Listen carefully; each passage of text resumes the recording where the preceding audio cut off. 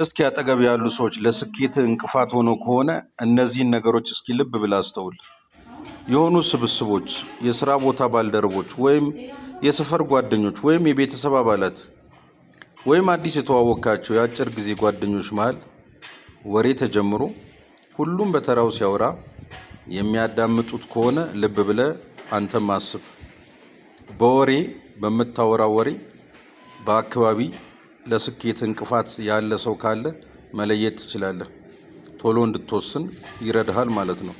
ስለዚህ በግሩፕ ውስጥ ስትሆን፣ በጓደኞች መሃል ስትሆን፣ በቤተሰብ መሃል ስትሆን፣ በስራ ባልደረቦች መሃል ስትሆን አንዳንዴ በጨዋታ መሃል ወሬ ጣል ማድረግ ጥሩ ነው። ምክንያቱም ምን መሰለ፣ ለሚወራ ወሬ ብቁ የሆነ ሀሳብ ካለ ማውራት ሲጀምር ሊያዳምጡ ይገባል። አንተ ስታወራ እርስ በርስ ወሬ የሚጀምሩ ከሆነ ወይም በሀሳብ ልም ብለው አይናቸው በፊት ላይ ያለውን ሁኔታን የማያነብ ከሆነ ከሚከተሉት አንዱ ወይም ከዛ በላይ ጉዳይ አላቸው ማለት ነው ከአንተ ጋር። 3 ጉዳዮችን ነው የምነግርህ።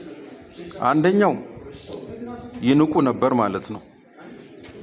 አንተ ስታወራ ማዳመጥ የማይፈልጉበት ምክንያት የማታቅ ይመስላቸው ነበርና አፍህን ለወሬ ስትከፍት ሀሳባቸውን ወደ ሌላ አዙረው ጆሮአቸውን ይደፍኑብሃል፣ ቁም ነገርንም ያልፉታል።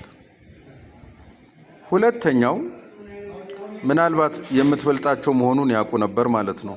ሁለተኛው ደግሞ ሁኔታ የአንተ ወሬ የላቀ ስለሆነ አልገባቸው ይሆናል ስታወራ። ከመሃላቸው ካወራ ወሬ ውስጥ ያልገባውን የጠየቀ ሰው ካለ እሱ ጎበዝ ነበር ማለት ነው። ለስኬትም ይረዳል። ከዚህ ሰው ጋር ጓደኝነትን አጥብቅ። ስትነግረው ኦኬ እያለ አንደርስታንድ እያደረገ የሚሰማ ሰው ካለ ማለት ነው። ሌሎቹ ግን ጆሮአቸውን የዘጉብህን ሀሳባቸውን ወደ ሌላ ያደረጉብህን ሰዎች በሌላ ጊዜም እንደዚሁ በዲስከሽን ላይ አንድ የሞክራቸውና ተመሳሳይ ነገር ካደረጉ ከእነዚህ ሰዎች መራቅ መቻል አለብህ።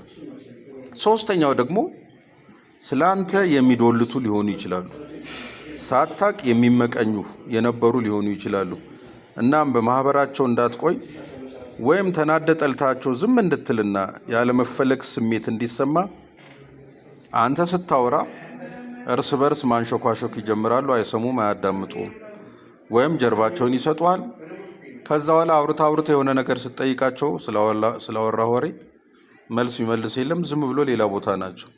እነዚህ ምናልባት ስለ አንተ የሚዶልቱ የነበሩ ሳታቅ የሚመቀኙ የነበሩ ሰዎች ሊሆኑ ይችላሉና ወሬ በማውራት በግሩፕ ውስጥ ዲስከስ በማድረግ በአካባቢ ያሉ ሰዎችን ኢንቫይሮንመንቱን ማለት ነው ከነማ ጋር ነው የምትውለው የግሩፑን ኢንቫይሮንመንት በአንተ ላይ ስላለው ሁኔታ በአንተ ላይ ስላላቸው ፐርስፔክቲቭ አተያይና በአንተ ላይ ስላላቸው ቀና ሀሳብ ወይም መጥፎ ሀሳብ መረዳት ትችላለህ ማለት ነው።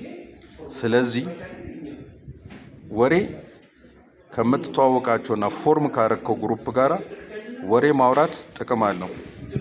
ኦኬ፣ ወይ ለረጅም ጊዜ አብረህ ጓደኝነቱን ትቀጥላለህ ወይም ከሁኔታው ታቋርጥና ራስን ትጠብቃለህ ማለት ነው። መልካም ቀን።